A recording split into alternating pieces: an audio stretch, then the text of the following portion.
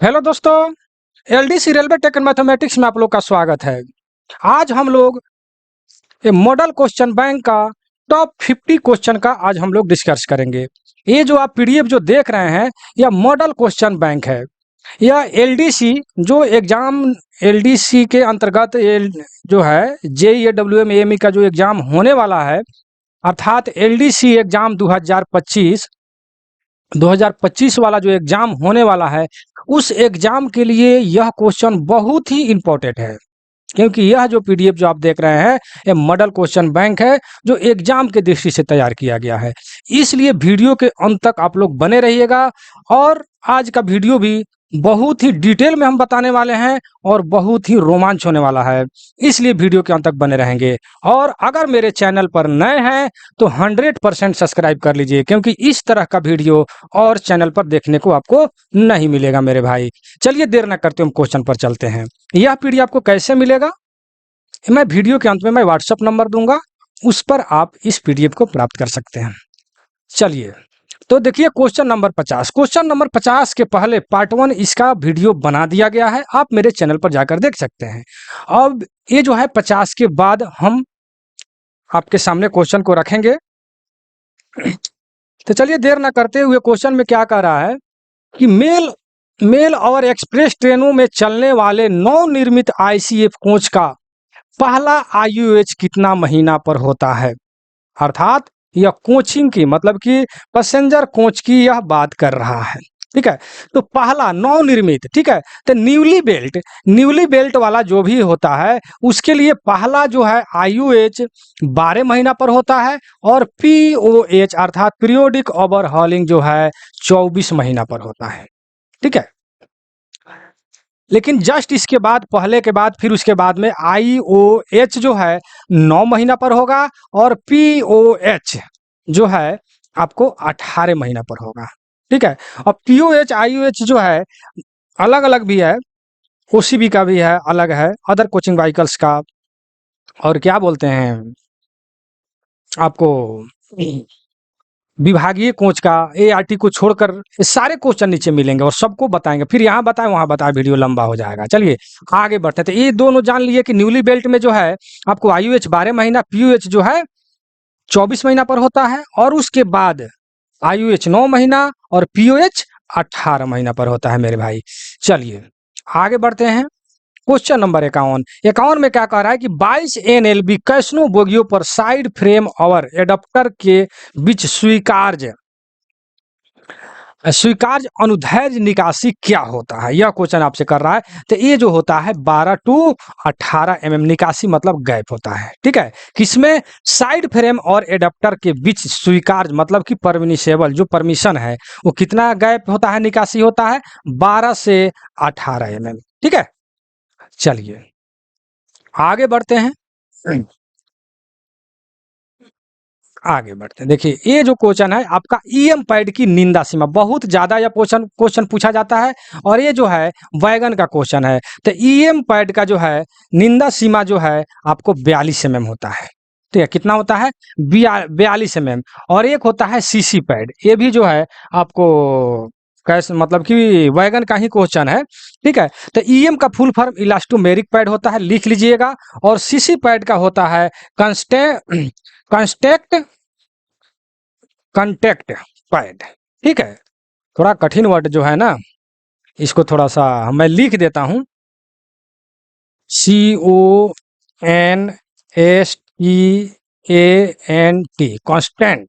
ठीक है, कॉन्टैक्ट इसका हो जाएगा कॉन्टैक्ट। ठीक है, लिख लीजिएगा कॉन्टैक्ट पैड। ठीक है, कांस्टेंट कॉन्टैक्ट पैड इसका फुल फॉर्म हो जाता है। मैं फुल फॉर्म इसलिए मैंने लिखने के लिए आप लोग को बोला क्योंकि फुल फॉर्म भी आपको कम से कम एक एग्जाम में जो है बैठिएगा, एक सेट में कहिए तो कम से कम 3 या 4 आ ही जाते हैं। ठीक है, 3-4 नंबर का। तो हम जब भी वीडियो बनाते हैं बोलते हैं कि आपका अपना जो भी नोटबुक होगा कॉपी पर, उसके प्रथम पेज में या लास्ट वाले पेज में जितना भी आपको सेट में फुल फॉर्म मिलते हैं उसको एक साथ एक जगह लिखते जाए, ताकि जब भी आप पाना पलटें तो आपको नजर आ जाए और एक झलक उसको देख लेना है, यानी कि रट्टा मारना है, एक झलक डेली देख लेना है बस। आपको याद हो जाएगा, ठीक है। तो यहाँ पर आपका क्वेश्चन जो है सीसी पैड का निंदा कंडमिंग साइज जो है पूछ रहा है, ठीक है। तो ये जो होता है आपको यहाँ पर है 109 mm, कितना 109 mm, ठीक है।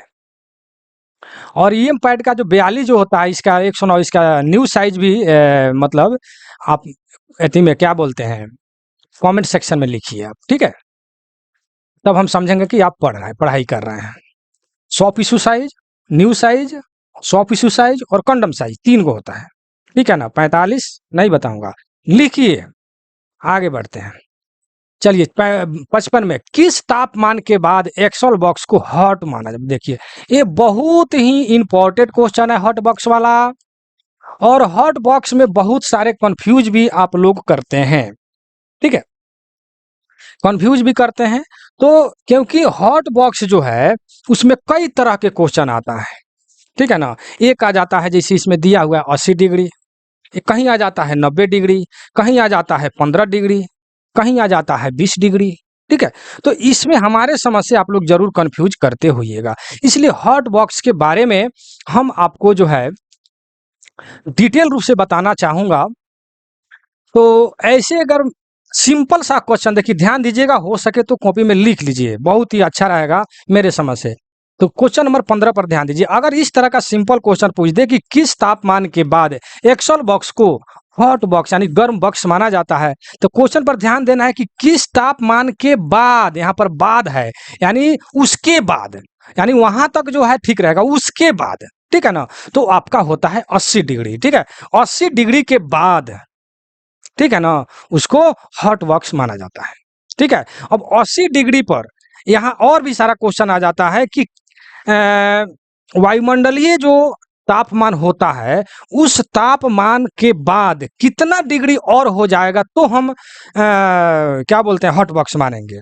ये भी क्वेश्चन आपको आ जाता है, ये भी क्वेश्चन आपको आ जाता है कि एक ही एक्सल पर दोनों बियरिंग के तापमान में कितना से अधिक अंतर हो जाएगा तो हम फिर बदल देंगे। ये सब अलग अलग क्वेश्चन है, समझे कि नहीं समझे।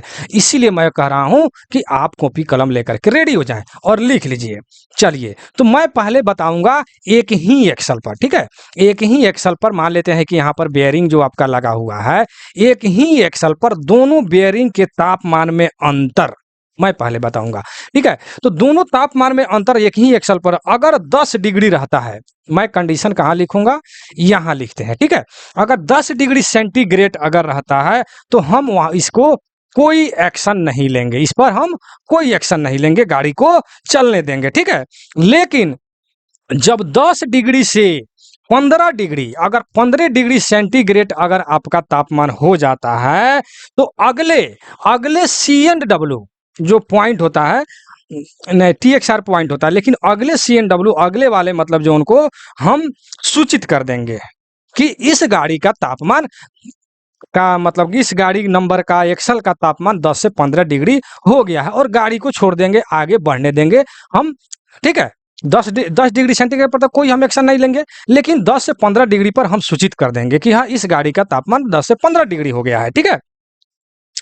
अगर उसके बाद अगर अब 15 के बाद आ जाइए यहाँ पर 16 से 20 डिग्री सेंटीग्रेड अगर रहता है तापमान अंतर रहता है तो हम CNW अर्थात जहां पर इस बैक में चेक हुआ था, जहां पर ये वाला चेक हुआ था 10 से 15 वाला बैक में, जहां पर CNW जहां से इसके जांच हुआ है वहां से स्टाफ को हम बुलाएंगे, यहाँ से, ठीक है, बुलाएंगे। यहाँ पर 16 डिग्री जहां पर 16 से 20 डिग्री जहां पर तापमान मापा गया है तो यहाँ पर हम उसको बुलाएंगे, ठीक है, और बुलाकर दिखवाएंगे अगर दोनों बियरिंग के तापमान, ठीक है, दिखवाएंगे, यही सब दिखवाएंगे कि भाई आपने कैसे नापा, वहां पर तो आप बता रहे थे कि 10 से 15 डिग्री है और यहाँ तो 16 से 20 हो गया, ठीक है।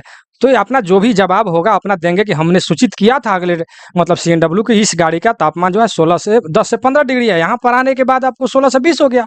तो आपका इसका आंसर जो आपको निकलेगा कि अगर 16 से 20 डिग्री होगा तो हम क्या करेंगे, जहां पर या CNW बैक में जहां पर चेक हुआ था उस वहां के वकील स्टाफ को हम बुलाएंगे और दिखवाएंगे, ठीक।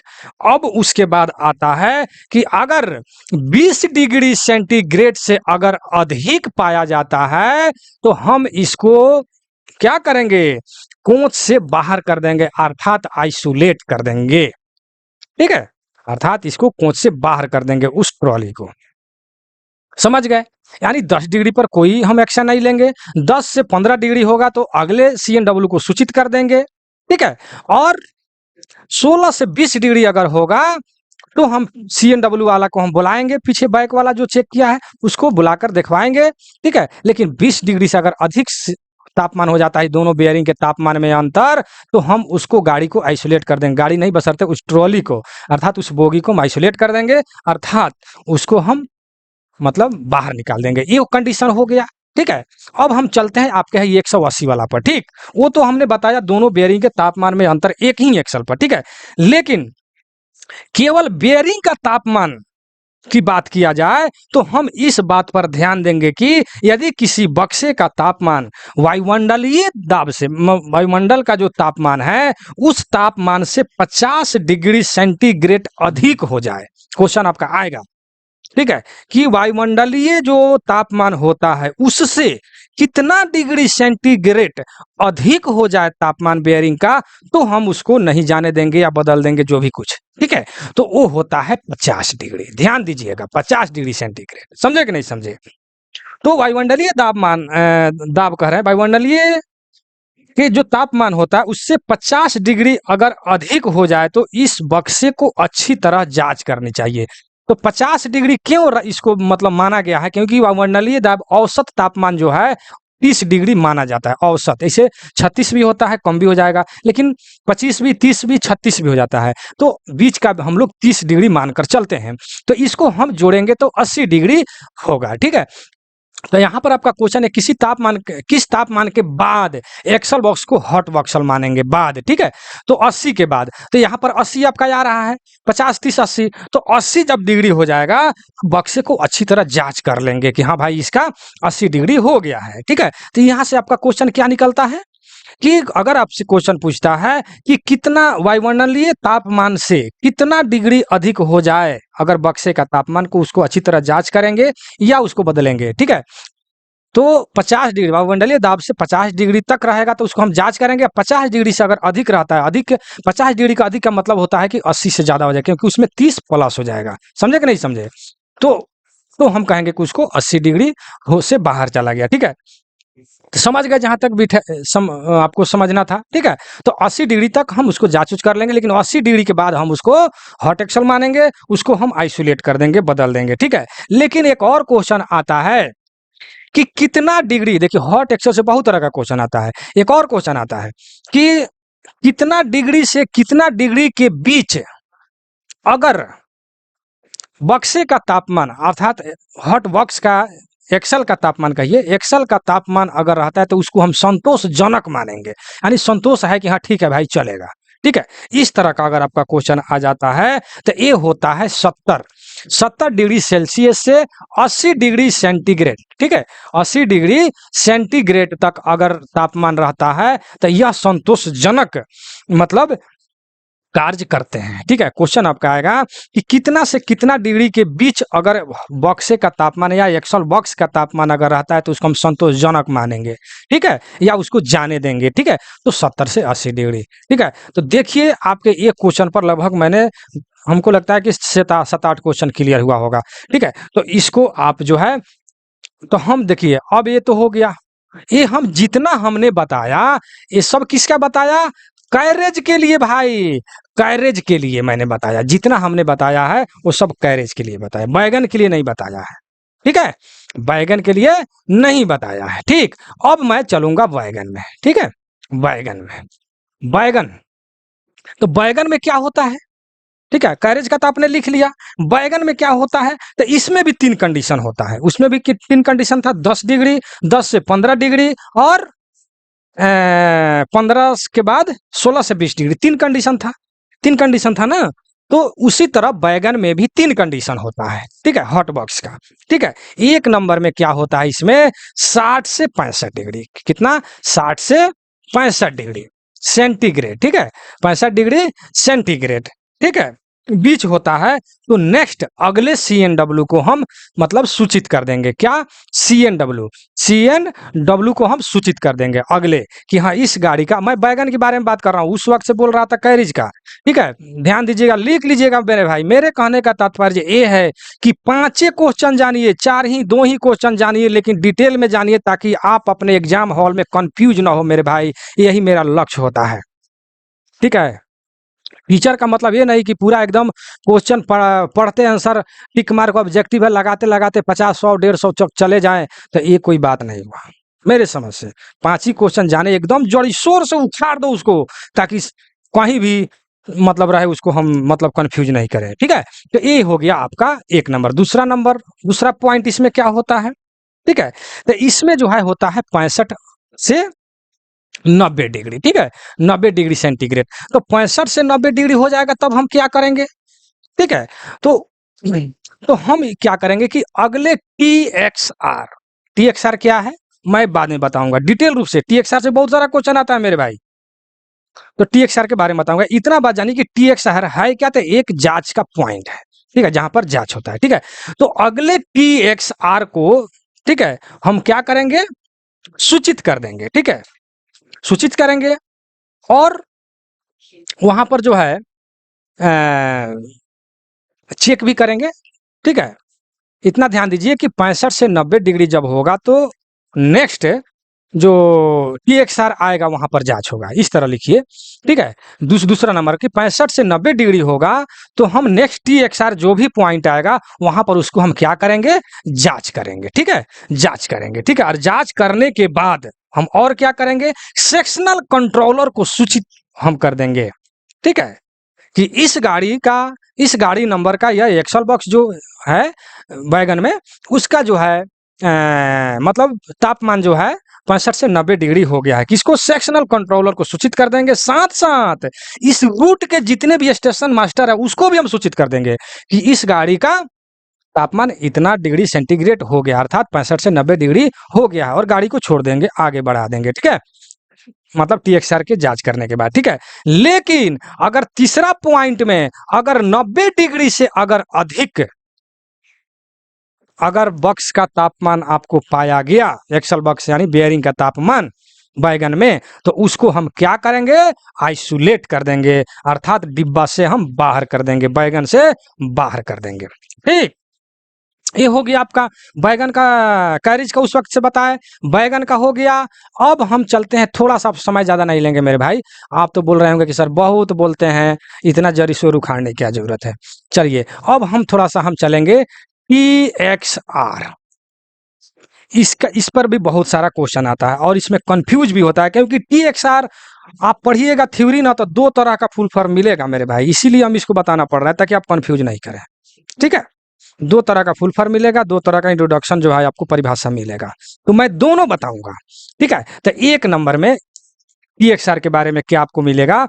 तो मिलेगा कि रेलवे के संदर्भ में टी एक्स आर आमतौर पर बैगन या रोलिंग स्टॉक की ट्रेन जांच को संदर्भित करता है। ट्रेन जांच को संदर्भित करता है। ठीक है, अर्थात टी एक्स आर क्या है? एक जांच पॉइंट है। किसका जांच पॉइंट है? बैगन या रोलिंग स्टॉक का। ठीक है, फिर से सुनिए, रेलवे के संदर्भ में टी एक्स आर आमतौर पर बैगन या रोलिंग स्टॉक की ट्रेन जांच को संदर्भित करता है। ठीक है, और इसके बारे में और क्या मतलब कि पढ़ने को मिलता है, सुनने को मिलता है, देखने को मिलता है कि यह भारतीय रेलवे के दक्षिणी रेलवे जोन के एक विशिष्ट रेलवे स्टेशन है। कौन? T X R. ठीक है, तो उस स्टेशन का नाम क्या है मेरे भाई? तो तिरुनालारू। ठीक है, ऐसा कुछ कठिन नाम है ताकि बोलने में थिरुना, मैं लिख देता हूँ। ठीक है, था है। ठीक है ना, थिरु थिरुन थिरुन लारू, थिरुन लारू। ठीक है, रेलवे स्टेशन। ठीक है, इसको रेलवे स्टेशन, ठीक है, आप लिखिएगा थिरुनालारू। ठीक है, थिरुनालारू रेलवे स्टेशन है। ठीक है ना, तो ये इसको भी मतलब कि संदर्भित करता है टी एक्स आर। ठीक है, एक नंबर में आपने टी एक्स आर के बारे में जाना। ठीक है, लेकिन ये तो मतलब हम आपको पहले ही बताया कि टी एक्स आर के बारे में दो तरह का परिभाषा, इंट्रोडक्शन या मतलब बारे में समझाया जाता है, दो तरह का। ठीक है ना, तो मैंने एक तरह का बता दिया कि यह जो है एक रेलवे स्टेशन है, थिरुनलारू रेलवे स्टेशन, इसको संदर्भित करता है। ठीक है, और क्या बोलते हैं, रेलवे के संदर्भ में मैं फिर से बोल देता हूँ शुरू से लास्ट तक कि रेलवे के संदर्भ में टी एक्स आर आमतौर पर एक वैगन या रोलिंग स्टॉक की ट्रेन जांच को संदर्भित करता है। यह भारतीय रेलवे के दक्षिणी रेलवे जोन के एक विशिष्ट रेलवे स्टेशन है जिसका नाम है थिरुनलारू रेलवे स्टेशन को संदर्भित करता है। ठीक, यह खत्म हो गया एक नंबर वाला। ठीक है, मैं 2 नंबर में अब चलता हूं। आता है इसमें क्या लिखता है, CN TXR, CN TXR। ठीक है, तो इसका जो फुल फॉर्म जो होता है चीफ न्यूट्रल ट्रेन एग्जामिनर। ठीक है, लिख लीजिएगा मेरे भाई। ठीक है, क्या लिखिएगा, चीफ न्यूट्रल ट्रेन एग्जामिनर, इसका फुल फॉर्म लिखिएगा, चीफ न्यूट्रल ट्रेन एग्जामिनर। ठीक है, तो अब CNTXR क्या है, वही है जांचे वाला, लेकिन कैसे इसको, इसके बारे में और डिटेल आप लिख लीजिए मेरे भाई। मैं अभी एक ही क्वेश्चन पर 5-10 मिनट हो गया बोलते हुए, लेकिन अच्छा है, हम जानते हैं कुछ आदमी को अच्छा नहीं लग रहा। ठीक है, तो चलिए, तो CNTXR क्या है ये पहले जानिए। यहाँ पर तीर का निशान बनाइए और लिखिए कि भारतीय रेलवे प्रत्येक नियंत्रण अधिकारी अर्थात NCO के अधीन तटस्थ नियंत्रण का कार्य करता है।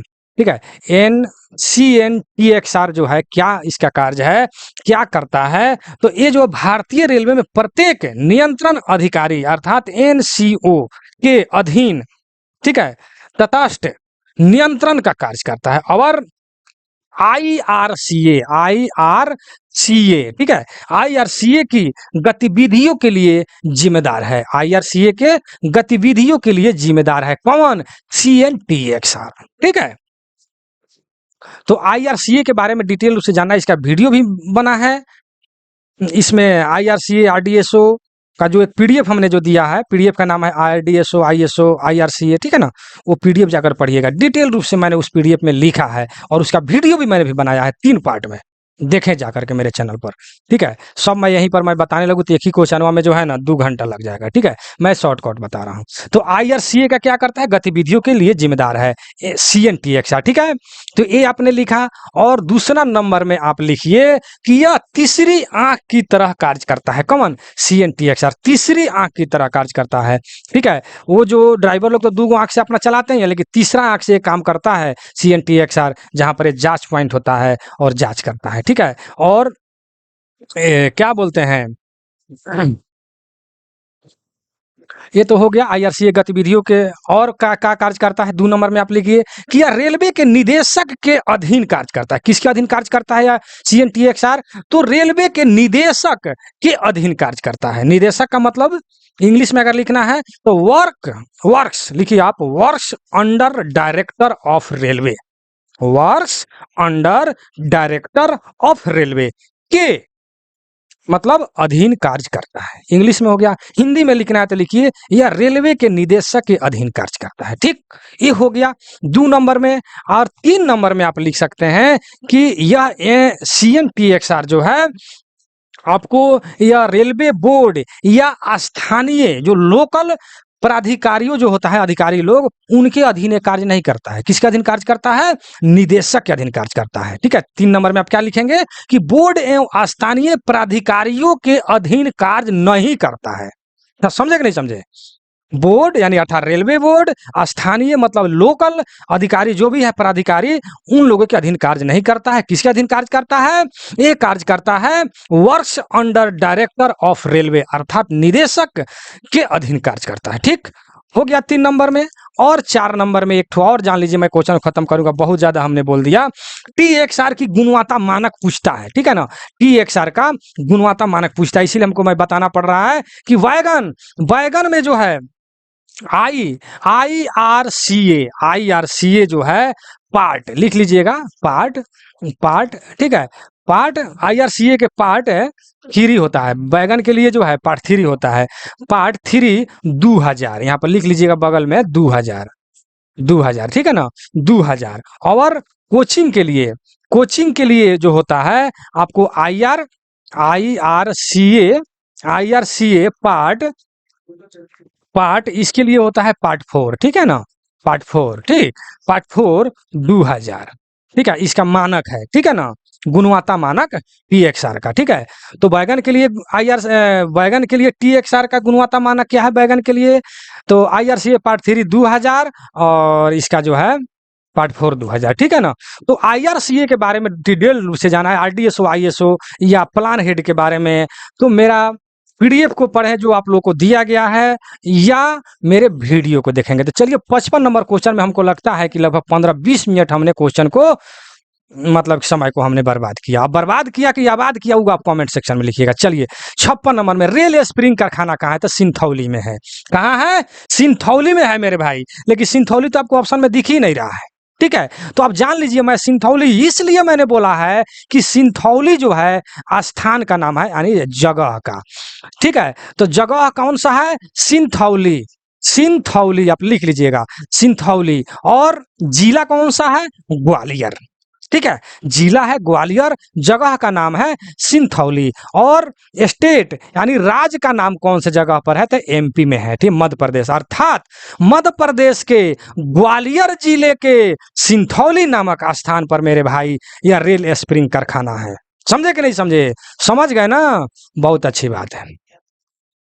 चलिए आगे बढ़ते हैं, क्वेश्चन नंबर 57। ICA बोगी का व्हील बेस कितना होता है मेरे भाई मेरे दोस्त। अब व्हील बेस और व्हील गेज में कंफ्यूज आप नहीं कीजिएगा मेरे भाई, ठीक है। मैं यहाँ पर एक ट्रॉली बनाता हूँ और ट्रॉली में मैं यहाँ पर एक चक्का लगा देता हूँ, ठीक है ना, चक्का लगा देता हूँ। टेढ़ा मेढ़ा तो मैंने बना दिया, इस तरह नहीं, एकदम सीधा बनाइए तब जाकर मजा आएगा, ठीक है ना, ठीक है। मैंने यहाँ पर चक्का लगा दिया, ठीक है, एक ट्रॉली बनाया और यहाँ पर चक्का लगा दिया, ठीक।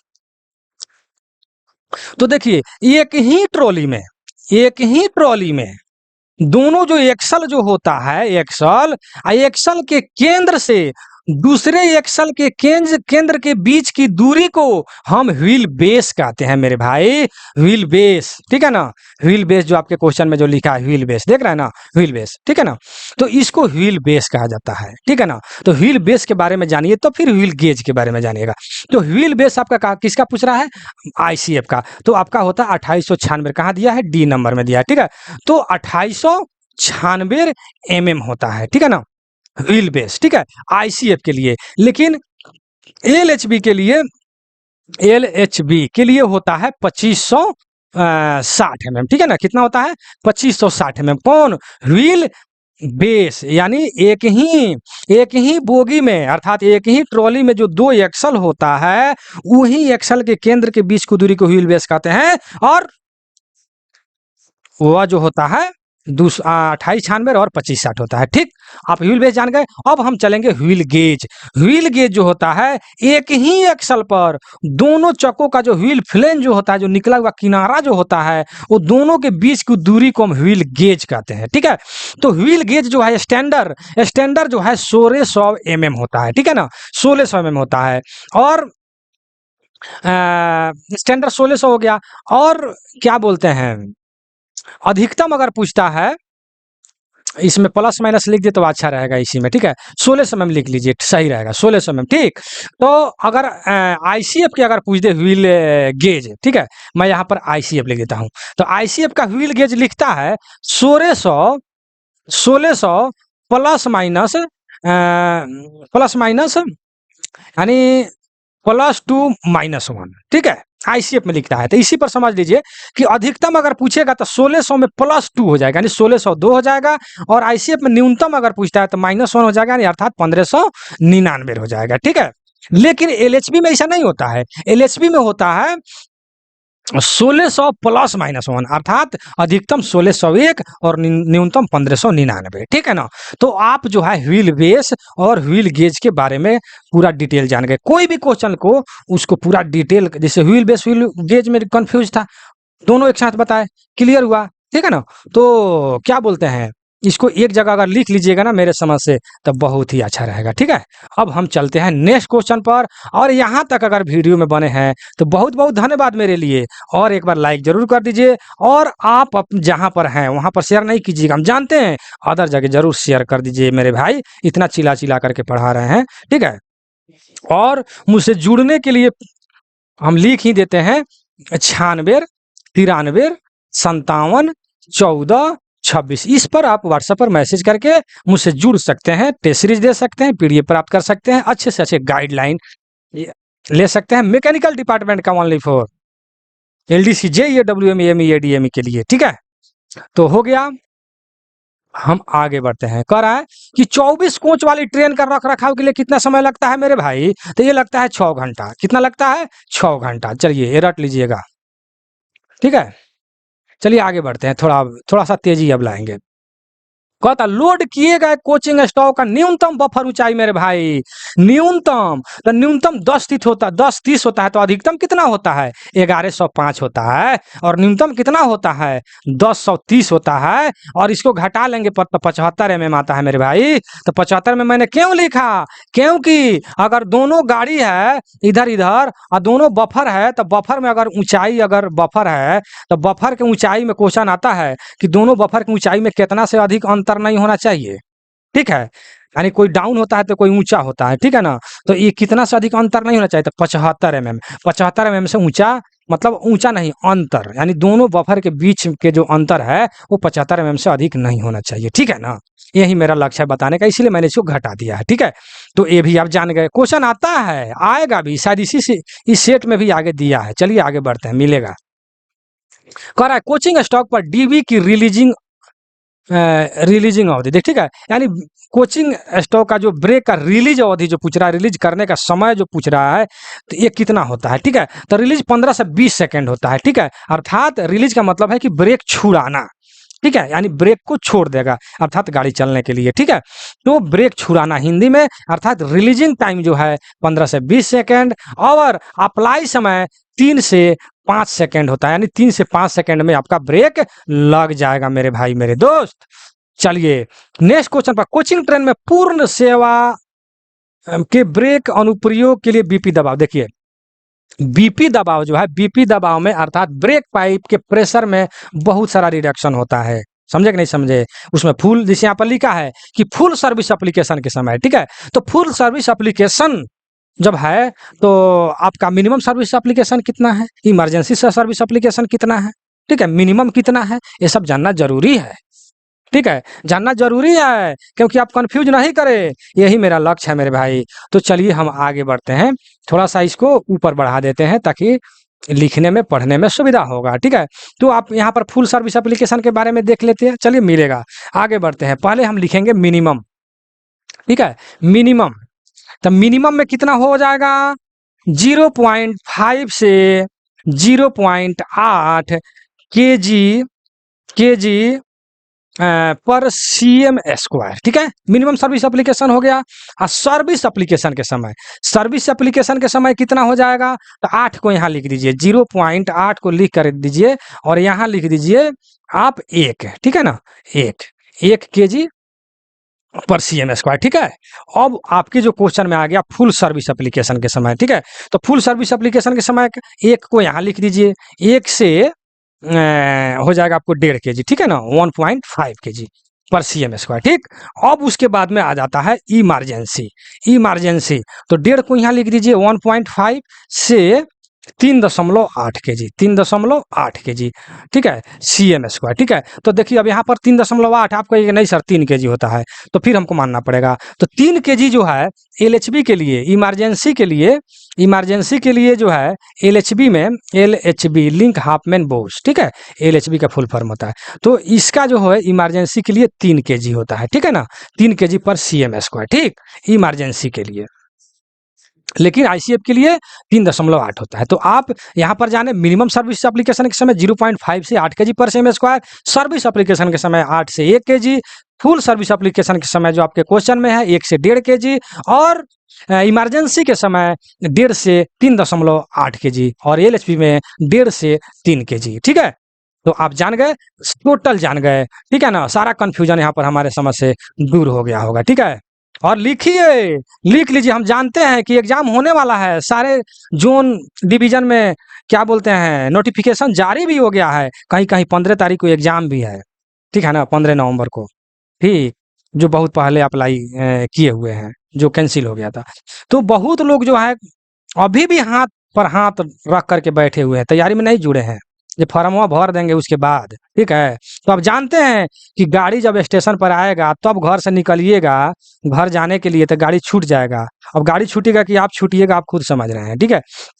तो कहने का तात्पर्य है कि अभी भी समय है, आप पढ़ाई में लग जाइए एकदम, कोई भी टेस्ट सीरीज को नहीं छोड़ें, और अगर क्वेश्चन आपको समझ में नहीं आता है तो पीडीएफ प्राप्त करें और पीडीएफ से पढ़ें, ठीक है? और विशेष जब हमसे जुड़ने के बाद में तो हम तो है ये है गाइडलाइन के लिए, कहा क्या पढ़ना है नहीं पढ़ना है। चलिए आगे बढ़ते हैं, आगे बढ़ते हैं, ये तो मिनिमम फुल हो गया। अब हम चलते हैं, जीडीआर चेक वैध है। जीडीआर देखिए, अब जीडीआर जीडीआर क्या है? तो जीडीआर का नाम सुने हैं कि नहीं सुने हैं? सुने हैं। कौन सुना है? जो ओपन लाइन में होगा या कैरिज एंड बैगन में, लेकिन जो वर्कशॉप में होगा वो आदमी नहीं सुना होगा जीडीआर, ठीक है? इसलिए जीडीआर का फुल फॉर्म लिख लीजिए, बड़ी आसान है। तो जीडीआर का मतलब होता है गार्ड ड्राइवर रिपोर्ट। क्या होता है? Guard driver report. Guard driver report इसका फुल फॉर्म होता है। तो वही कह रहा है कि गार्ड ड्राइवर रिपोर्ट चेक वैध है, ठीक है? तो वैध कितना है वो बाद में, पहले जीडीआर के बारे में जाने कि जीडीआर है क्या, ठीक है? बोलते बोलते तो मुंह थक जाता है ना। तो 62 का आंसर पहले आप लिख ही लीजिए, 400 किलोमीटर, ठीक है? कितना? 400। तो चलिए हम जीडीआर के बारे में बताते हैं, जीडीआर है क्या, ठीक है? तो जीडीआर क्या है कि यह एक रिपोर्ट है। क्या है? यह एक रिपोर्ट है, जीडीआर, ठीक है? जो ट्रेन के सुरक्षित संचालन को सुनिश्चित करने के लिए, अर्थात ट्रेन को सुनिश्चित संचालन को, माने सुरक्षित संचालन को सुनिश्चित सुनिश्चित करने के लिए, सुरक्षित संचालन को सुनिश्चित करने के लिए गार्ड और ड्राइवर द्वारा भरी जाती है। किसके द्वारा भरा जाता है? गार्ड और ड्राइवर द्वारा। किसको? जीडीआर को भरा जाता है। और उसमें क्या क्या भरा जाता है? तो हवा के दबाव, वैक्यूम की पर्याप्तता, ब्रेक की फील्ड टेस्ट की सफलता और ट्रेन के अन्य सुरक्षा पहलुओं की जांच, जो भी कुछ है किया जाता है और उसको उसमें भरा जाता है, अर्थात जीडीआर में, अर्थात गार्ड ड्राइवर रिपोर्ट उसको हम बोलते हैं, समझ गए? और कह रहा है चेक वैध है, कितना तक ले? 400 किलोमीटर तक उसको जो मतलब भरा जाएगा, उसको कहाँ कितना किलोमीटर तक वैध रहेगा? 400 किलोमीटर तक, ठीक है? समझ गया जीडीआर के बारे में एकदम जरी शोर उखाड़ के।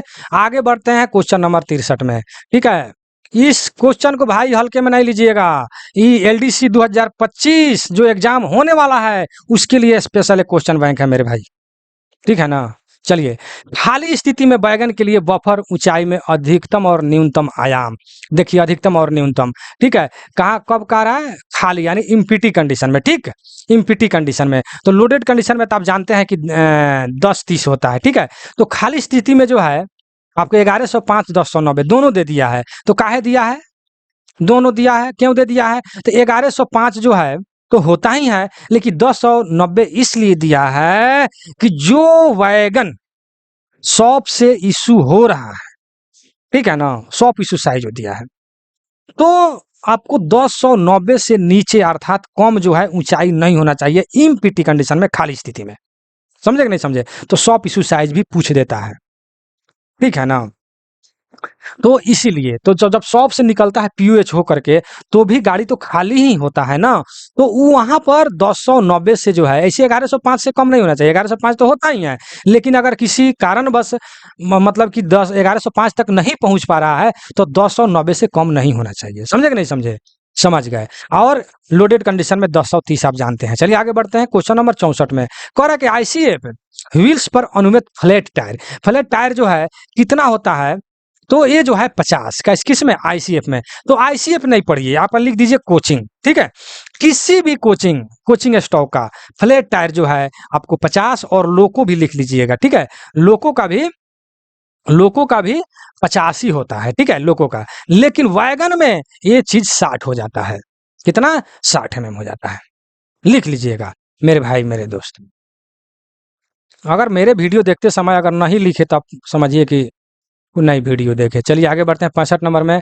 बीएलसी वैगन का अधिकतम पहिया व्यास, अधिकतम पहिया व्यास बीएलसी का, बोगी लो कंटेनर, ठीक है, बीएलसी बोगी लो कंटेनर लिख लीजिएगा, ठीक है। तो ये कह रहा है कि बीएलसी का अधिकतम, यहाँ पर अधिकतम का मतलब हुआ न्यूनतम, ठीक है, न्यूनतम क्या बोलते हैं, न्यू, ठीक है ना, न्यूनतम बोला गया है, ठीक है ना। कभी कभी बोला जाता है मेरे भाई, अल्लाह लगेगा कमेंट आने के, अरे भाई आप गलत बोल दिए, वो नहीं समझता कि इतना बता रहे हैं, कहीं कहीं कुछ बोला जाता है धोखा से। चलिए, तो बीएलसी का बोगी लो कंटेनर वैगन का अधिकतम मतलब न्यू पहिया व्यास से पूछा है तो आपको 840 हो जाएगा। जब न्यू जब पूछा है अधिकतम, तो न्यूनतम कितना होता है ये भी तो अब आपके यहाँ पर राइट बनता है, तो 780 होता है कंडमिंग साइज न्यूनतम, समझ गए ना। और क्या बोलते हैं, ऐसे भी आप बॉक्सेन जो है बीसीएन है, बीटीपीएन है, ठीक है, बॉक्सेन है, बीओबीआरएन है, ठीक है। तो इस सब के लिए जो है आप जानते हैं, सभी लोग जानता है कि 1000 न्यू होता है और कंडमिंग साइज जो है 906 होता है, ठीक है। लेकिन बहुत सारा ऐसा बैगन है, थोड़ा इसे कंडीशन अलग भी होता है, लेकिन ये सबसे ज़्यादा क्वेश्चन पूछा जाता है ये वाला, ठीक है ना। लेकिन वहीं अगर पूछ दे कि बी, यहाँ पर अगर हम लिख दे कि BOXG, ठीक है, और BFR,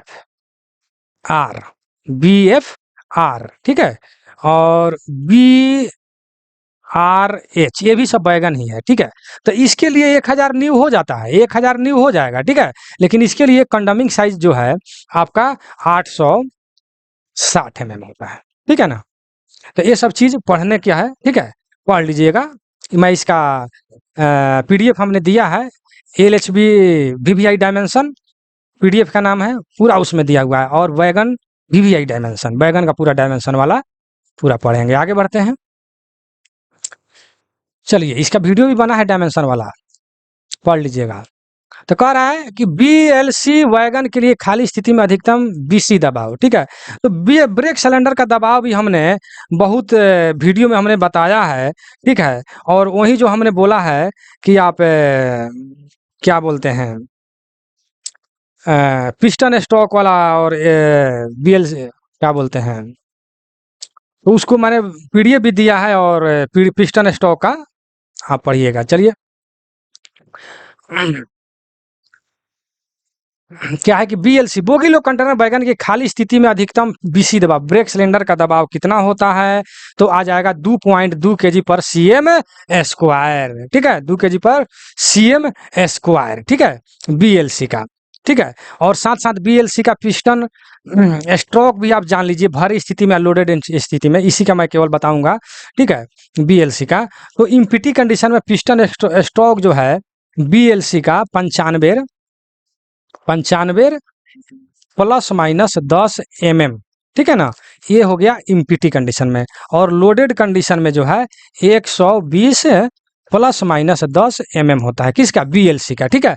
तो आप कमेंट सेक्शन में लिखिए बीटीपीएन, बीवीजेडसी, बीवीजेडआई, ठीक है, बॉक्स एंड बोबोएन, ये सब का कितना पिस्टन स्टॉक होता है, ठीक है, लोडेड और खाली स्थिति में, ठीक है। जैसे कि खाली स्थिति में इसका केवल प्रेशर पूछा है, पिस्टन स्ट्रोक नहीं पूछा है, ठीक। तो आप जान गए 66 का ये नंबर, ठीक, आंसर होगा इसका। बीएलसी में क्वेश्चन आता है, मैं इसको बता देना चाहता हूं क्योंकि बहुत ज्यादा यह क्वेश्चन पूछा जाता है, ठीक है। क्वेश्चन आता है कि बीएलसी के एक यूनिट में कितने मतलब बैगन होता है, ठीक है। तो उसमें 5 बैगन होता है एक यूनिट में, ठीक है।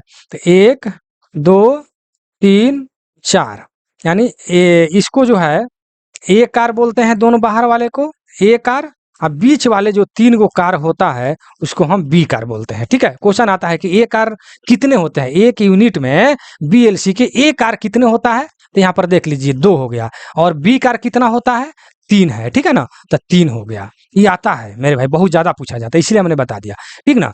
तो ये 2 ए कार होता है और बी कार जो है 3 गो होता है, ठीक है। तो ये, और ये तो हो गया कार की बात। और एक यूनिट में कितने कार होता है, 5 कार, तो 2 और 3 5 होता है, ये भी क्वेश्चन आता है। और ये भी एक क्वेश्चन आता है बीएलसी से, बहुत ज्यादा पूछा जाता है कि एक रेक में मतलब एक रेक में कितना यूनिट होता है, तो 9 गो यूनिट होता है, ठीक है।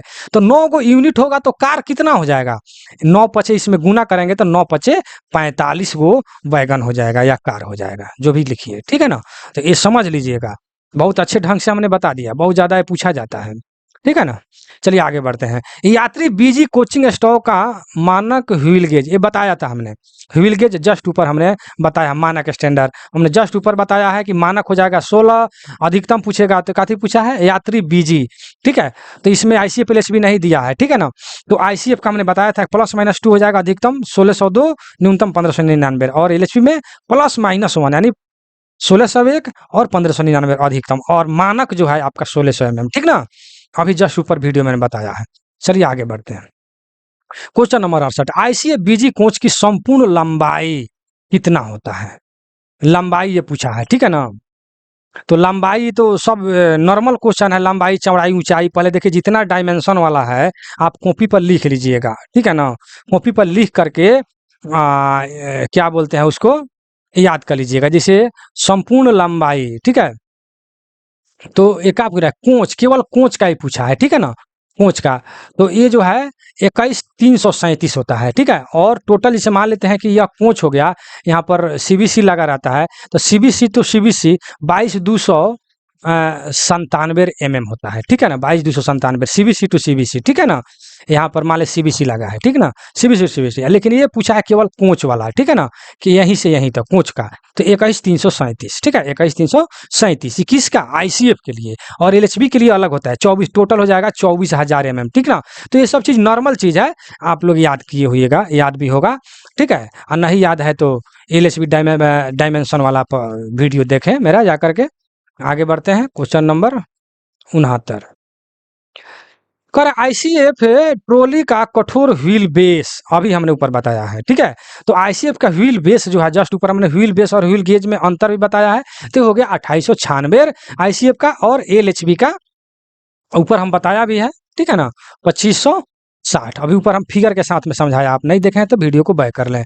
चलिए 70 नंबर में, किसी भी कोच की गहन सफाई कितना दिन पर होता है, ठीक है ना, गहन सफाई, ठीक है। तो बहुत ये जो है 1 महीना पर होता है, समझे कि नहीं समझे, 1 महीना पर होता है, लेकिन 1 महीना पर कई गो है, बहुत सारा है जो कंफ्यूज आप कर जाते हैं, तो आप लिख लीजिए 1 महीना पर कोच की गहन सफाई 1 महीना पर होता है, लिख लीजिए, ठीक है। दूसरा लिखिए कि कोच की पानी की टंकी की सफाई कितना दिन पर होता है, 1 महीना पर होता है। मेटालिक कम्बोर्ड सूट पेंटिंग का अंतराल कितना है, 1 महीना पर होता है। किस अंतराल पर कम्बोर्ड की एंटी कोरोजन पेंट को चेक किया जाता है, वो भी 1 महीना पर होता है, ठीक है। मेल एक्सप्रेस ट्रेन में डैशपोर्ट ऑयल चेक करने की अवधि क्या होता है, वो भी 1 महीना हो, किसमें, मेल एक्सप्रेस में। लेकिन शताब्दी राजधानी की बात अलग है, ठीक है ना, उसका अलग होता है, उसका 1 महीना पर नहीं होता है डैशपोर्ट वाला, ठीक। तो मेल एक्सप्रेस में डैशपोर्ट ऑयल चेक करने की अवधि कितना है, 1 महीना। साइड बेरियल आयर लेवल की जांच कितना दिन पर होता है, 1 महीना, ठीक है। लेकिन राजधानी शताब्दी ट्रेनों में डैशपोर्ट ऑयल का जो चेक होता है वो जो है प्रति ट्रिप, अर्थात एवरी ट्रिप होता है, प्रत्येक खेप में होता है, समझ गए ना मेरे भाई, समझ लीजिएगा, ठीक है। तो लिख लिए, जल्दी जल्दी अपना वीडियो को रोक करके लिख लीजिए, ठीक है ना, क्योंकि एक जगह जो हमने अभी बोल दिया ना, खोजिएगा मिलेगा आपको, बड़ी टाइम लगेगा, लेकिन समय कम है, फटफट लिख कर याद कर लीजिए, ठीक है। कोच का रिहैबिटेशन, क्वेश्चन एक आता है रिहैबिटेशन वाला भी, कि कोच का रिहैबिटेशन कितना दिन पर मतलब होता है, तो ये होता है 12 से 15 वर्ष पर, कितना दिन पर, 12 से, आगे क्वेश्चन मिलेगा, 12 से 15 वर्ष पर रिहैबिटेशन, ठीक है ना। और जब रिहैबिटेशन होता है तो बड़ी खर्चा भी लगता है, मतलब फिर से उस गाड़ी को कोच को काट कूट करके फिर से मतलब ठीक ढंग से बना दिया जाता है, तो उसमें कुल लागत का जितना भी लागत लगता है न्यू में, उसका 25% फिर से लागत उसमें लगता है रिहैबिटेशन में, ठीक है ना, तो याद कर लीजिएगा, ठीक। तो गहन सफाई, ठीक है, अर्थात इंटेंसिव सफाई, ठीक है। इंटेंसिव भी गहन की जगह पर कहीं इंटेंसिव लिख देता है, इंटेंसिव इंग्लिश शब्द है जो आप देख रहे हैं यहाँ पर, ठीक। चलिए आगे बढ़ते हैं, क्वेश्चन नंबर 71 में, कोच के पानी की टंकी की सफाई 1 महीना पर होता है, ठीक है, अभी हमने बताया।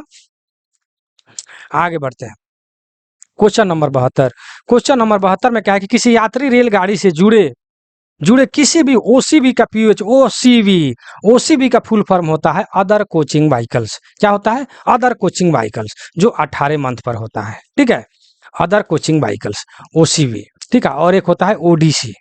ठीक है ना, तो ओडीसी का आप कमेंट सेक्शन में लिखिए। ठीक है, चलिए ओसीबी के बारे में जान गए, 18 महीना पर होता है। आगे बढ़ते हैं, बहुत वीडियो लंबा होने वाला है, अभी 30 को क्वेश्चन बाकी है, 150 तक जाएंगे।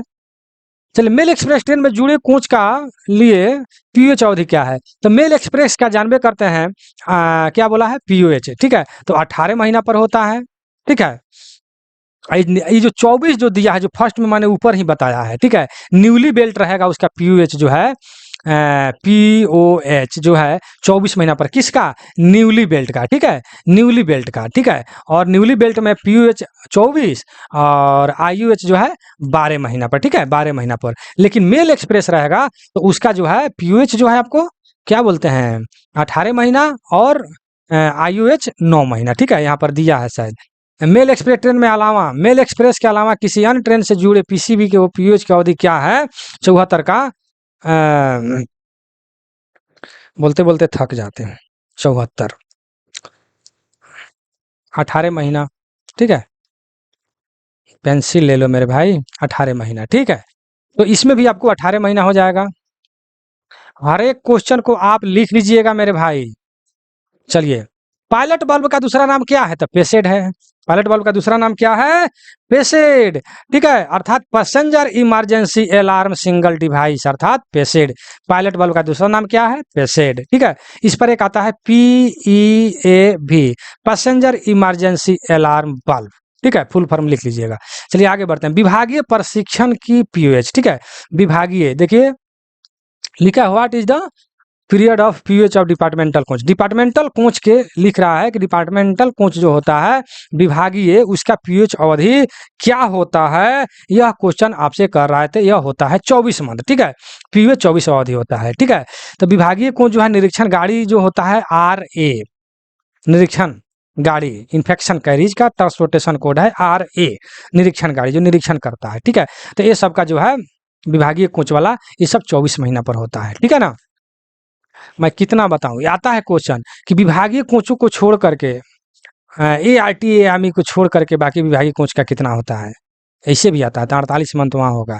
ठीक है, मैं बताऊंगा आगे। चलिए आगे बढ़ते हैं, ये समुंदर है मेरे भाई। कोई अगर कहे कि मैं 2 महीना 6 महीना में हम जल्दी से तैयारी कर लेंगे JEE का, हम अच्छा से काम करते हैं, जहाँ भी काम करते हैं यहाँ काम करवाते हैं, सब हमको पता है, तो ये सोच आपका गलत है। क्योंकि प्रैक्टिकली और थ्योरिकली में आकाश पाताल का अंतर है। समझे कि नहीं समझे? तो ये भूल जाइए, आपको पढ़ना पड़ेगा। ठीक है ना, कम से कम तो 6 महीना। हाँ, किसी का तो अभी पॉकेट में हाथ लाकर घूम रहे हैं, नोटिफिकेशन भी निकल गया है। ठीक है, चलिए 78 नंबर तो हो गया। क्या लिखा है? निरीक्षण गाड़ी प्रशासनिक का परिवहन कोड क्या होता है? तो RA हमने अभी जस्ट बताया है ऊपर। ठीक है, चलिए 78 नीति। देखिए क्वेश्चन बहुत इंपॉर्टेंट है, 78 नंबर। इसी तरह क्वेश्चन छापता है एकदम। नीति परिपत्र संख्या 4 के अनुसार मेल एक्सप्रेस की जो है माध्यमिक यानी परीक्षण राउंड ट्रिप छोड़ दी गई है। मतलब कितना दूर चला करके इसको हम छोड़ देंगे। ठीक है, तो ये है 2500 किलोमीटर, याद रखिएगा। BM मैं इस पर लिख देता हूँ, बोर्ड मॉडल। इसी तरह क्वेश्चन पूछता है, क्वेश्चन बहुत लोग आदमी को समझ में भी नहीं आता है। चलिए 79 नंबर कह रहा है, कोच में भार संचरण किसके माध्यम से होता है? यानी यहाँ पर लिखा है कि in coach the load transmission takes place throughout, मतलब किसके द्वारा, इस तरह का मतलब क्वेश्चन आ जाता है कि कोच का वर्टिकल यानी ऊपर से जो दबाव होता है, वह दबाव किसके माध्यम से, अर्थात वो ट्रांसमिशन जो है किसके माध्यम से ट्रांसमिशन हो करके वह चक्के पर या ट्रॉली पर जाता है? तो वो है साइड बैरियर। क्या है? Side barrier. ठीक है ना, आप साइड बैरियर जैसे कि देखिए यहाँ पर आप बोगी बना दिए, तो यहाँ पर एक बोलिस्टर रखा रहता है। ठीक है ना, और बोलिस्टर पर जो है यहाँ पर एक साइड बैरियर लगाया रहता है। ठीक है ना, दोनों तरफ बोलिस्टर पर। और साइड बैरियर में जो है तेल भी भरा जाता है, जो सर्वोलेन 68 तेल भरा जाता है। ठीक है, 2.5 लीटर के आसपास, 2.5 लीटर सर्वोलेन 68 तेल भरा जाता है। सर्वोलेन 100 भी होता है, लेकिन 68 आपके क्वेश्चन में आता है, इसलिए मैं 68 बोल रहा हूँ। ठीक है, और क्वेश्चन आता है कि दोनों साइड बैरियर के बीच की दूरी कितना होता है? तो 1600 mm होता है। कितना? 1600 mm। ठीक है, तो इसी पर जो है क्या बोलते हैं, लोड जो है कोच का साइड बैरियर पर आता है, ठीक है ना, वही दिया है साइड बैरियर। ठीक, तो साइड बैरियर से भी 3-4 क्वेश्चन आप जान ही गए। आगे बढ़ते हैं। कह रहा है कि L type composite brake block को बदल दिया जाना चाहिए यदि यह जरूरत से ज्यादा घिस गया है। एल टाइप और यहाँ पर है के टाइप। ठीक है, तो आपको के टाइप का होता है 12 mm। ठीक है, एल टाइप का जो होता है, एल टाइप का 10 mm, और सी आई का प्रयोग नहीं होता है, लेकिन जानने के लिए तो लिखना पड़ेगा ना, जानिए। सी आई टाइप का जो होता है 20 mm होता है। ठीक है, सी आई का फुल फॉर्म कास्ट आयरन, ठीक है ना, कास्ट आयरन टाइप। ठीक है, अब प्रयोग नहीं होता है, ठीक, लेकिन जानिए आप, ठीक ना। तो आपको यही के और एल ज्यादा आता है, ठीक ना। तो ये हो गया आपका, समझ गए, यहाँ आपका दोनों का आंसर आपको मिल गया, ब्रेक पैड वाला। ठीक है, अब ये तो हो गया आपको कोचिंग के, क्या बोलते हैं, आईसीएफ के लिए। और थोड़ा सा हम एलएचबी में हम चलते हैं, एलएचबी में, ठीक ना। तो एलएचबी में ये कई तरह के आता है। अगर न्यू पूछता है कि न्यू ब्रेक पैड का मतलब मोटाई कितना होता है, तो 35 mm, कितना, 35 mm। लेकिन प्राइमरी अगर पूछता है कि प्राइमरी जो है एलएचबी के ब्रेक पैड की मोटाई कितना हो जाएगा, तो 36 mm हो जाएगा। आपके क्वेश्चन में जहां तक प्राइमरी जोड़ दिया तो आप 36 मार देंगे। ठीक है, प्राइमरी जोड़ दिया तो 36 मार देंगे। ठीक, अगर कंडमिंग साइज अगर पूछता है, ठीक है, तो 7 से 10 mm होता है, न्यूनतम 7, अधिकतम मतलब कंडमिंग में 7 से 10, कहीं 7 भी देता है क्वेश्चन में, कहीं 10 भी देता है। ठीक है, तो 7 से 10 आप जानिए। ठीक है, 7 से 10 mm। ठीक है, 7 से 10 mm। ठीक, कंडमिंग साइज हो गया किसका, एलएचबी के लिए। ठीक, आइए तो के टाइप एल टाइप आप जानिए गए, वो सब के लिए कितना हो जाएगा तो बदल देंगे। ठीक है, इसमें 7 से 10 mm तक हो जाएगा तो बदल देंगे। ठीक ना, तो हो गया, आप समझ गए। ब्रेक पैड से जो भी क्वेश्चन था आईसीएफ एलएचबी का क्लियर हो गया, कंफ्यूज दूर हो गया एकदम। आप जाइए एग्जाम हॉल में, गर्दा मचा कर आइए, फर्स्ट रैंक में लाइए, और एकदम उसका फोटो खींच कर मेरे पास भेजिए कि सर एकदम खुश होकर के कि मेरा सिलेक्शन हो गया। मुझे भी बहुत खुशी मिलता है, क्योंकि हमको भी खुशी मिलता है कि हमने जो मेहनत किया है उसका फल बच्चों को भी मिला है, बच्चे नहीं मेरे दोस्त को भी मिला है, और मुझे भी मिला है। ठीक है, बहुतों को एग्जाम में मतलब रिजल्ट हुआ जेई और एडब्ल्यू में, लेकिन किसी ने मिठाई तक भी नहीं खिलाया। चलिए, रिजल्ट दिए, वही बहुत खुश है। चलिए आगे बढ़ते हैं। कोचिंग स्टॉक दुर्घटना में मानव जीवन का संबंधित जांच, देखिए हो जाए जांच जो करता है सीआरएस करता है। ठीक है, commissioner of railway safety, commissioner of railway safety, और एक होता है CRIS। ठीक है, centre for railway information system, इसका भी फुल फॉर्म लिख लीजिए साथे साथे। ठीक ना, इसीलिए अब गड़बड़ नहीं हुएगा। सीआरएस का कमिश्नर ऑफ रेलवे सेफ्टी, और ये हो गया centre for railway information system, C का है CRIS। ठीक है ना, ठीक है, क्रिस, इसका भी centre for railway information system. चलिए आगे बढ़ते हैं। क्वेश्चन नंबर 84 पर, आईसीएफ कोच के अंतिम पीली पट्टी, ये जो है ना एंटी टेलेस्कोपी को दर्शाता है। देखते हैं ना, लास्ट वाला जो कोच पीछा से देखिएगा, जब जब आपका गाड़ी छूट जाता है ना, दौड़े दौड़े जाते हैं स्टेशनवा पर, और देखते हैं तो गाड़ी छूट गया। अब देखते हैं कि गाड़ी कहाँ ले गया है, तो बहुत दूर चला गया, आंख से दिखाई दे रहा है, पीला वाला पट्टी दिखाई दे रहा है पीछा वाला। ठीक है ना, कैसे दिखाई दे रहा है, इस तरह पीला वाला पट्टी दिखाई दे रहा है, इसका मतलब ये होता है कि इसके पीछे कोई गाड़ी नहीं है। Anti telescopic. ठीक, समझ गए, बात खत्म कीजिए। क्वेश्चन नंबर 85,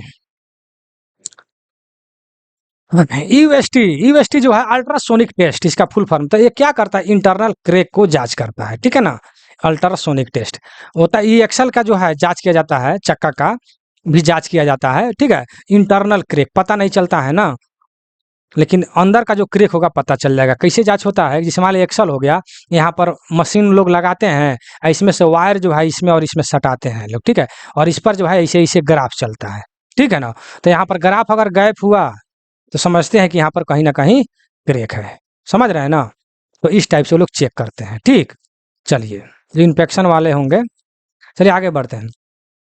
स्टील बॉडी वाले कौन, देखिए यहाँ पर क्वेश्चन लगा दिया स्टील बॉडी वाले, जब पर आप ध्यान दे आपका दिमाग से लगा रहे बाप, ये तो स्टील बॉडी वाला है। लेकिन एसएस में जो होता है फेरेटिक स्टील, स्टेनलेस स्टील, ठीक है ना, कार्टन स्टील, बहुत सारा स्टील होता है जो एलएसपी में प्रयोग किया जाता है। ठीक है ना, तो लेकिन जो आईसीएफ जो बना होता है स्टील बॉडी ही होता है।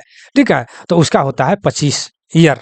ठीक है ना, 25 ईयर। देखिए एक आदमी कमेंट हमको कर दिया कि हमने किसी वीडियो में हमने बताया था कि एल एच बी का कोडल लाइफ जो है 35 वर्ष है, ठीक है। लेकिन एक आदमी ने कमेंट कर दिया, हमारे दोस्त नहीं, कि इसको तय नहीं किया गया, क्योंकि जब एल एच बी जब से बना है अभी तक कंडम घोषित ही नहीं हुआ है, ठीक है ना।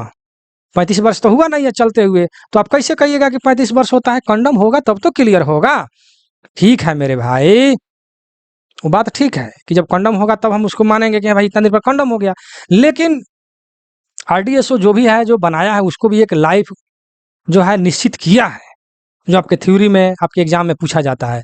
अब अनभरम में रहिए भाई, दिमाग में रह के अभी कंडम ही नहीं हुआ है इसलिए इसका आंसर होगा तय नहीं किया गया, ठीक है। ऑप्शन में रहेगा तय नहीं किया गया, लेकिन नहीं मारिएगा। पहले आंसर इसको मारा जाता था, लेकिन अब नहीं। 35 वर्ष। अगर आपको विश्वास नहीं है तो इसको आप गूगल पर सर्च कीजिए कि कोडल लाइफ ऑफ एल-एच-बी कोच कितना आता है, उसी को आप मान लीजिएगा, ठीक। तो आप समझ गए होंगे, ये 25 वर्ष आईसीएफ का हो गया, ठीक है। आगे बढ़ते हैं। कोडल लाइफ वाला भी हमने वीडियो बनाया है, देखिएगा। 8 डायमेंशन वाला में सब पीडीएफ भी गया है। चलिए आगे बढ़ते हैं। कोचों के प्रकाश उपयोग श्रेणी दुमका जीवन, देखिए यहाँ पर थोड़ा सा हिंदी देखिए, कभी भी इंग्लिश वाला मान्य होता है, ठीक है। तो codal life of light utilizing coaches of, ठीक है, कैटेगरीज कोचेज, अर्थात जो लाइट उपयोग का मतलब ये हो गया जिसका कम उपयोग होता है। कम उपयोग का मतलब होता है लाइट उपयोग, जिस कोच का कम उपयोग होता है उसको हम बोलते हैं लाइट उपयोग, ठीक है। तो इसका जो होता है 40 वर्ष होता है, ठीक है ना, 40 वर्ष होता है, ठीक, जिसका कम उपयोग होता है, ठीक। आगे बढ़ते हैं। सभी नवनिर्मित कोचों का आईयूएच, ऊपर हमने जस्ट बताया है नवनिर्मित, यहाँ पर न्यूली बेल्ट की बात बताया, तो हमने ऊपर बताया कि पीओएच, ऊपर सब हमने बताया, पीओएच 24 महीना, आईयूएच 12 महीना, ठीक है। सभी नवनिर्मित कोचों का, ठीक है, 12 महीना मतलब यहाँ पर दिया है 1 ईयर, ठीक है। 12 महीना मतलब कि 1 ईयर, ठीक है। समझ रहे हैं सब, आप समझ रहे हैं। आगे बढ़ते हैं।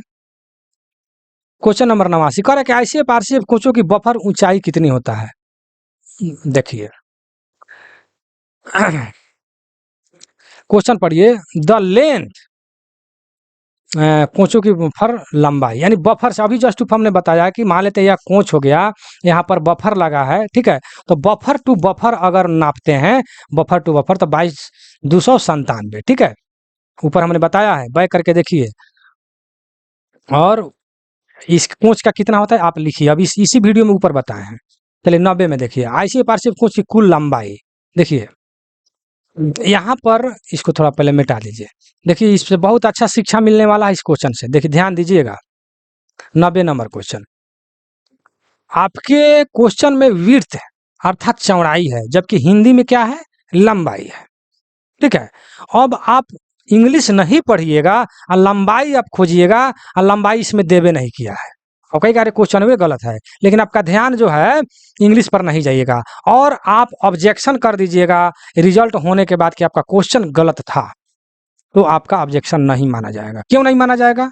इसलिए कि कभी भी इंग्लिश क्वेश्चन का मान्य होता है, ठीक है। इंग्लिश में जो क्वेश्चन लिखा रहता है उसी का मान्य होता है, ठीक है। तो इंग्लिश में क्या लिखा है, विड्थ मतलब कि चौड़ाई, ठीक है। चौड़ाई पूछा है, तो चौड़ाई जो है 32-45 होता है। कितना होता है? 32-45, ठीक है। याद रखिएगा इस बात को कि हम इंग्लिश वाला पर ध्यान देंगे। चलिए आगे बढ़ते हैं। आईसीएफ आरसीएफ कोच की रेल स्तर से ऊंचाई, रेल स्तर से देखिए, रेल स्तर से फर्श की ऊंचाई नहीं पूछ रहा है, कोच की ऊंचाई, ठीक है।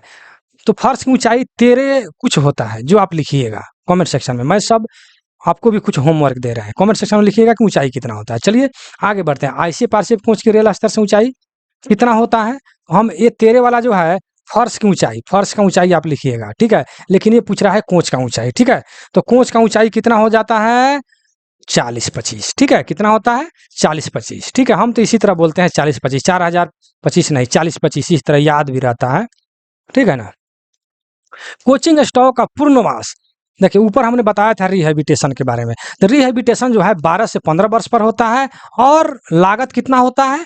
कुल लागत का 25%, ठीक है। आगे बढ़ते हैं। एसी आईसीएफ कोच में कितनी आपातकालीन खिड़की? देखिए सभी लोग जानते हैं कि 4 गो होता है, फिर भी क्वेश्चन देता है कंफ्यूज पैदा करने के लिए। समझे कि नहीं समझे? तो 4 गो होता है, सभी लोग यात्रा करते हैं, देखते भी हैं। चलिए आगे बढ़ते हैं। कोचिंग स्टॉक की पूर्णवास लागत, देखिए अभी हमने जो बताया रिहेबिटेशन में जो है 25% टोटल कॉस्ट, यानी कुल लागत का 25% लगता है, ठीक है ना। आगे बढ़ते हैं। 95 में एक कोच की अनुसूची परीक्षण मतलब ये शेड्यूल जो है कितना दिन पर होता है, यह क्वेश्चन आपसे कर रहा है। तो 1 मंथ, ठीक है। 1 मंथ अर्थात 30 दिन, ठीक है, 30 दिन होता है, ठीक है, ये शेड्यूल, ठीक। तो ये शेड्यूल देखिए, A schedule, B schedule, C schedule जो है ये आपको कोचिंग स्टॉक में होता है, कोचिंग कह रहा है, कोचिंग में तो होता ही है, आईसीएफ में होता है, और क्या बोलते हैं एलएचबी में होता है D1 D2 D3, ठीक है ना। तो आप सब जान ही रहे हैं। तो इसमें विशेष ध्यान, इसीलिए हम आईसीएफ के बारे में केवल बता दूं, तो यहाँ पर ए शेड्यूल ए हो गया, और बी शेड्यूल जो है आपको 90 दिन मतलब कि 3 माह पर होता है, 3 माह पर, ठीक है। सी शेड्यूल 6 महीना पर होता है, ठीक है। तो 30 दिन, 3 महीना, 6 महीना तो याद रहता है, लेकिन प्लस माइनस वाला नहीं याद रहता है, ठीक है ना। प्लस माइनस वाला नहीं याद रहता, विशेष उसी में कंफ्यूज करते हैं, ठीक है। तो जब 30 दिन वाला आवे तो देखिए यहाँ पर 3 दिन लिखिए, ठीक है, प्लस माइनस 3 दिन, ठीक है, 3 दिन। 3 महीना वाला आवे तो प्लस माइनस 7 रखिए, और 6 महीना वाला में रहे तो प्लस माइनस 15 रखिए, ठीक है ना। ध्यान दीजिएगा, इसी में कंफ्यूज होता है। 30 दिन वाला में 3 दिन प्लस माइनस, 3 महीना वाला में 7 दिन, और 6 महीना वाला में 15 प्लस माइनस, यानी सी शेड्यूल, ठीक है ना। तो आप इसको जरूर लिखिएगा, ठीक है ना। तो ये हो गया ए, ये हो गया बी शेड्यूल, ये हो गया सी शेड्यूल, ठीक है। ये आपको आईसीएफ। आप D1 D2 D3 के बारे में आप बहुत वीडियो लंबा हो रहा है, 1 घंटा से आगे निकल चुके हैं। चलिए आगे बढ़ते हैं। D1 D2 के बारे में आप पढ़िए, बहुत सारा वीडियो में हमने बताया है, ठीक है। 96 में ये कोच की अनुसूची बी परीक्षण का अंतराल क्या है? बी परीक्षण देखिए, बी शेड्यूल आ गया जो अभी हमने बताया है, ठीक है। तो देखिए यहाँ पर सी नंबर में 3 मंथ प्लस माइनस 7 यहाँ पर दिया है ना, 7 हो जाएगा, सी में 15 हो जाएगा। मैनिपुलेटर क्या है? देखिए बहुत ही अच्छा, बीएम मैं इस पर लिख देता हूँ, बोर्ड मॉडल क्वेश्चन, ठीक है। मैनिपुलेटर ये थोड़ा सा बिल्डिंग का क्वेश्चन है, ठीक है ना। तो यह डाउन हेड बिल्डिंग, एक देखिए मैनिपुलेटर का उद्देश्य है कि डाउन हेड बिल्डिंग करना, ठीक है। लेकिन मैनिपुलेटर है क्या, इसके बारे में अगर जाने तो मैनिपुलेटर एक क्या है, एक रोबोट है। क्या है? रोबोट है, जो डाउन हेड बिल्डिंग का कार्य करता है, ठीक है, और डाउन हेड बिल्डिंग, ठीक है, जो बी नंबर में आपको देखने को मिल रहा है। चलिए आगे बढ़ते हैं, लिख लीजिएगा कि रोबोट है। 98 में यहाँ तक क्वेश्चन बने तो बहुत बहुत धन्यवाद भाई, जरूर आप लाइक कर दीजिएगा, शेयर कर दीजिएगा, हम मुझसे जुड़िएगा जरूर। चलिए FRP, फाइबर रेनफोर्स्ड प्लास्टिक, ठीक है, fibre reinforced plastic. Fibre reinforced plastic आप देखे हैं? हाँ, नहीं देखे हैं ना, जरूर देखे हैं। जो आप एलएचबी कोच, पहले आप आईसीएफ में सफर करते थे तो अंदर में क्या लगाया रहता था? प्लाई लगाया रहता था, देखते थे आप आईसीएफ में। लेकिन आप अब एलएचबी में जो सफर कर रहे हैं, आप अंदर से देखते हैं कितना चिकना प्लास्टिक का कवर लगाया गया अंदर से कोच में, वही FRP है, फाइबर रेनफोर्स्ड प्लास्टिक वही है, ठीक है। जो क्या उसको बोलते हैं, फायर रिटार्टेंट होता है, यानी अग्निरोधी उसको बोलते हैं, फायर प्रूफ नहीं, फायर रिटार्डेंट यानी अग्निरोधी होता है, आग से जल्दी नहीं जलता है, जल्दी नहीं जलता है, जलता है लेकिन जल्दी नहीं जलता है, समझ रहे हैं ना, अग्निरोधी, फायर प्रूफ नहीं, ठीक। चलिए आगे बढ़ते हैं। तो फाइबर एनफोर्स्ड प्लास्टिक कितना नंबर में दिया है? बी नंबर में दिया है। चलिए 99, शताब्दी कोचों का आयुएच, शताब्दी कोच का आयुएच पूछ रहा है, तो उसका उतना ही होता है, उतना ही होता है 9 मंथ। लेकिन यहाँ पर ध्यान देना है, आईयूएच जो है वर्कशॉप में होता है। देखिए राजधानी, शताब्दी और गरीब रथ, ध्यान दीजिएगा, राजधानी, शताब्दी और गरीब रथ का आईयूएच जो है वर्कशॉप में होता है। लेकिन बाकी मेल एक्सप्रेस जो भी ट्रेन है उसका जो है आईयूएच कहाँ होता है? डिपो में होता है। आता है क्वेश्चन मेरे भाई, लिखिएगा, ठीक है ना, कि राजधानी, शताब्दी और गरीब रथ का पीयूएच आईयूएच और पीयूएच दोनों वर्कशॉप में होता है, लेकिन इन तीनों को छोड़ करके जो मेल एक्सप्रेस जो भी कुछ है पैसेंजर, उस सब का आईयूएच कहाँ होता है, डिपो में होता है, ठीक है। और पीयूएच जो होता है वर्कशॉप में होता है, किसका, मेल एक्सप्रेस का। लेकिन राजधानी शताब्दी गरीब रथ का आईयूएच और पीयूएच दोनों वर्कशॉप में होता है, ठीक है। इस क्वेश्चन से यही शिक्षा मिल रहा है, ठीक है। तो इसका बी नंबर आंसर हो गया, ठीक है। अब लास्ट क्वेश्चन, क्वेश्चन नंबर 6 कह रहा है कि आईसीएफ कोच के आईयूएच अधिकता क्या है, तो सब जानते हैं आईसीएफ कोच का आईयूएच 9 महीना, ठीक है। तो यहाँ पर मेरा 100 नंबर क्वेश्चन अर्थात 50 क्वेश्चन क्लियर होता है। आज का वीडियो कैसा लगा कमेंट सेक्शन में जरूर लिखिएगा। अब कमेंट सेक्शन में आप लोग लिखते नहीं है, जब आपको वीडियो कैसा लगा, ठीक है ना, नहीं लिखते हैं, तो हम कमेंट जरूर पढ़ते हैं, ठीक है ना। कमेंट पढ़ेंगे, अच्छा लिखिएगा तो मेरा भी उत्साह बढ़ेगा, ठीक है ना। तो क्या बोलते हैं, हम यही कहेंगे फिर एक बार कि आप लोग पढ़ाई में जुड़ जाइए, ध्यान से पढ़िए। बहुत सारा जैसे एग्जाम आया है मुंह पर, हर जगह नोटिफिकेशन निकल गया है। एक गाइडलाइन आपको हम कर रहे हैं, जो हमसे जुड़े हैं गाइडलाइन तो करते ही हैं, जो वीडियो देखते हैं उन लोगों के लिए, कि जब तक आपका एग्जाम नहीं होता है तब तक कुछ ऐसे काम को नज़रअंदाज कर दें, वही काम करें जो अनिवार्य है, ठीक ठीक है। वही काम करें जो अनिवार्य है, कुछ काम को नज़रअंदाज कर दें, ठीक है।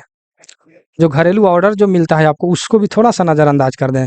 और हो सके तो बच्चे को स्कूल छोड़ करके, अपना रूम छोड़ कर कहीं अच्छी जगह, कोई जगह निश्चित करें, किसी दोस्त के रूम पर या कहीं भी, वहाँ जाकर ध्यान से पढ़ाई, ठीक है, ताकि आपका पढ़ाई अच्छा से शांति से हो सके, ठीक ना।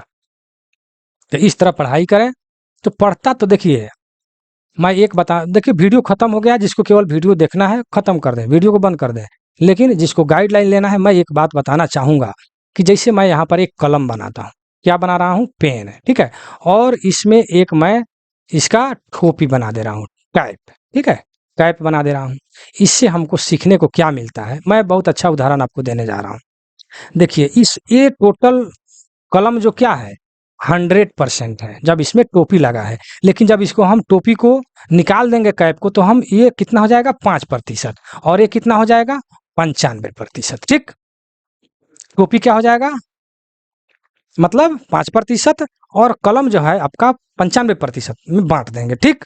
अब देखिए, मान लेते हैं कि आपके यहाँ 200 आदमी फॉर्म भरा है, जिसमें रिजल्ट आपको देना है मात्र 10 आदमी का, ठीक है, मात्र 5% या 10% मतलब रिजल्ट देना है, ठीक है। तो कहने का मतलब हमको ये है, फिगर बनाने का मतलब, कि पहले कलम पर चलते हैं। कलम ज़्यादा रगड़ता कौन है, 95% वाला। प्रेशर किस पर पड़ता है, 95% वाला पर, ठीक है ना। स्याही किसका खत्म होता है, 95% वाला पर। लेकिन विराजमान कौन होता है, 5% वाला।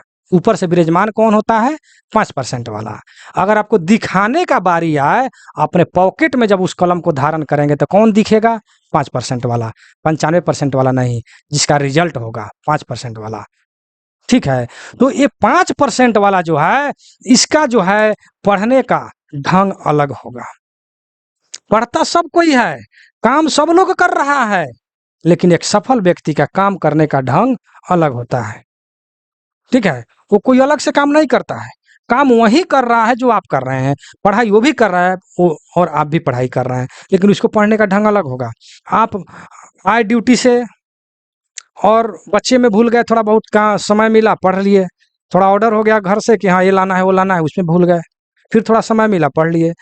लेकिन जो सफल व्यक्ति जो है, जो 5% वाला, ये घर छोड़ देगा, अनिवार्य काम करेगा, घर छोड़ देगा, कहीं अलग जाकर फील्ड में, किसी दोस्त के रूम पर, कहीं भी, या किसी इंस्टीट्यूट में, कहीं शांति से जाकर, या किसी लाइब्रेरी में जाकर आराम से पढ़ेगा, कोई नो टेंशन। वो भी पढ़ रहा है, आप भी पढ़ रहे हैं, लेकिन पढ़ने का ढंग इसका अलग है। समझ रहे हैं कि नहीं समझ रहे हैं। अब देखिए, मैं सप्ताह में एक ही वीडियो बनाऊंगा, लेकिन एकदम डीपली बनाऊंगा, और थोड़ा गाइडलाइन भी करूंगा। चलिए, बहुत समझा दिया, चालाक आदमी का इशारा काफ़ी होता है, मैं इतना ही कहूँगा। चलिए, तो मैं इस पर लिख देता हूँ, मैं अपना कॉन्टेक्ट नंबर, ठीक है, 96 93 57 14 26। इस पर आप लोग मैसेज करेंगे व्हाट्सएप नंबर पर, और आप यहाँ से टेस्ट में जुड़ेंगे, गाइडलाइन प्राप्त करेंगे, पीडीएफ प्राप्त करेंगे, और अच्छा से अच्छा तैयारी करेंगे LDC, JE, AWM, AME, ADME के लिए। ठीक है, लेकिन ये 2025 में आप लोग को हर हाल में जेई बनना है तो बनना है, इतना आप ठान लीजिए। किसी दीवार पर लिख दीजिए, ताकि रात दिन उस रूम में प्रवेश करे तो दीवार पर दिखाई दे, पोस्टर चिपका दीजिए कि हाँ हमको जेई बनना है तो बनना है, चाहे इसके लिए कुछ भी करना पड़े। कुछ भी करने का मतलब ये ना कि आप मतलब इधर उधर करके, ऐसा नहीं, अपने पढ़ाई के बल पर, अपने दम पर जेई बनिए। चलिए, मैं अपने वीडियो को यहीं समाप्त करता हूँ। यह वीडियो कैसा लगा जरूर कमेंट सेक्शन में लिखिएगा मेरे भाई। जय हिंद, जय भारत।